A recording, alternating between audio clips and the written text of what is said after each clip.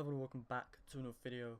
So Far Cry New Dawn got a story trailer today released, and we've got new details on Far Cry New Dawn and what Hope County is like 17 years after.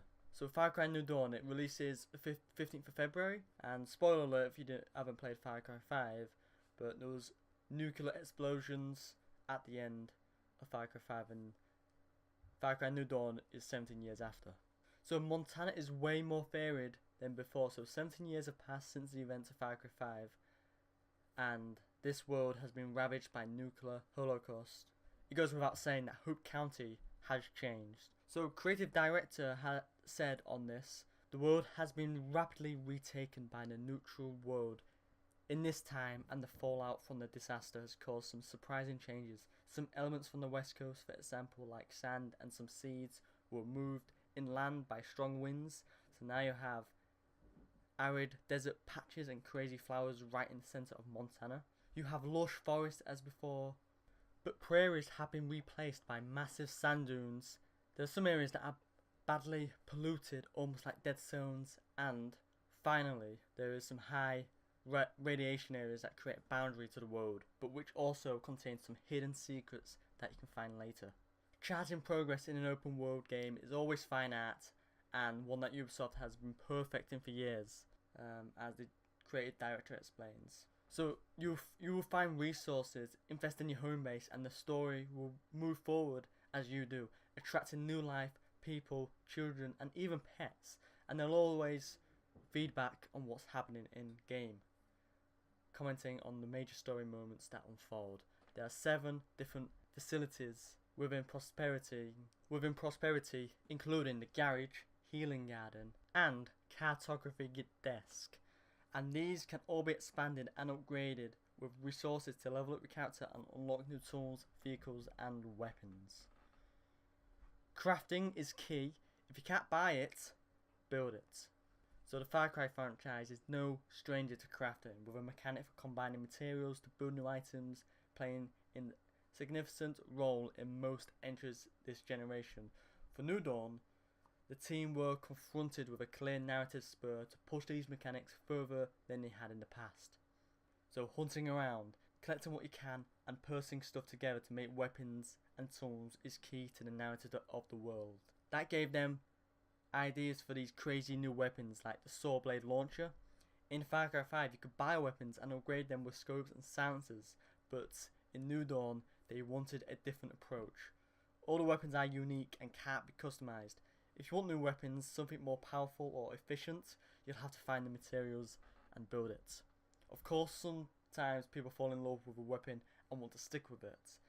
What they've done for those players is to make it so you can keep investing resources in a weapon and raise the stats.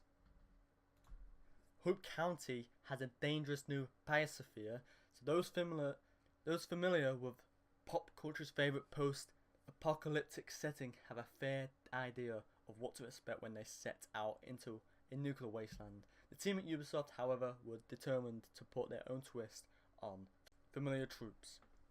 So they studied what can happen in a situation like they have in Far Cry New Dawn and tried to create a believable scenario, but they had a little ace in the pocket: bliss. There was a lot of messed up drug in Hope County that the cult were using to keep people sedated. We thought, imagine if you could mix this with radioactivity, and that gave them a way to create some surprises for the players. Mostly with animals, but for some other things too, which will be revealed later. It then said, these will be some really tough battles, but what you can get from them is necessarily to craft some of the most powerful weapons in the game. The cultists have left, but the bandits have moved in. So Joseph Seed's project at Eden's Gate cultists were a major driver for the narrative and gameplay in Far Cry 5. But what good are Doomsday cultists when Doomsday has already been and gone? There's a new enemy in Far Cry New Dawn, the Highwaymen. So the Highwaymen, the main adversary in the game, are not as organised as the Project at Eden's Gate cultists, and they don't have a fixed doctrine. They're together simply because they need power to survive, a place at night to sleep safely. safely. They are marauders at heart, violent and desperate, but as focused or driven as the cultist, and they're after the same resources that you are. Ethanol is the main fuel used in the game and is gathered up and stored by the highwaymen. So you need to fight them to secure resources, you need to expand your home base and keep it running.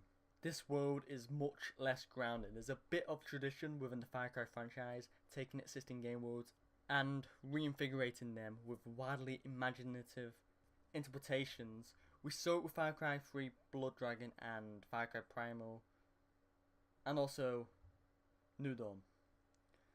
As the creative director explains, is no exception. He also said, we have lots of crazy stuff in this game because we know people enjoy being able to fall around. There's a Planet of Apes style suits and full set of mechanical limbs that can be unlocked by completing Outpost. They've added facial hair to the character customization, and you can apply this to the both male and female characters. People were really attached to the outfits that we created in Far Cry 5. We wanted to stick with those and then add in new things to have as much variety and craziness as we could. You can go beyond Hope County. So in Far Cry New Dawn, the whole planet has been affected. So we had the opportunity to imagine places outside of the main game areas. This inspired us to create a challenging new mode with co-op as the focus that could happen outside of the central play area. We call these expeditions, and we have 7 totally different maps. A derelict amusement park out in the Bayou, the abandoned prison in Alcatraz Island that you travel to by helicopter looking for specific resources to bring back. These areas are pretty large, but because they're separated from the main world, we don't have the same technical constraints. This meant we could enhance the graphics and create new scenarios that are way more manic than you'd normally expect in Far Cry, with more enemies or larger indoor spaces that make it for very different gameplay experiences. So you can pre-order Far Cry 5 now on the PlayStation Store or your local retail, and I'm still debating whether or not to get it on PS Store or Ubisoft Store, but you cannot get it on PS Store, PS4 Deluxe. You cannot get Deluxe Edition on the Ubisoft Store for PS4. So, but anyway, hit that like button, subscribe if you're new to the channel for more Far Cry videos, and I will see you in the next video.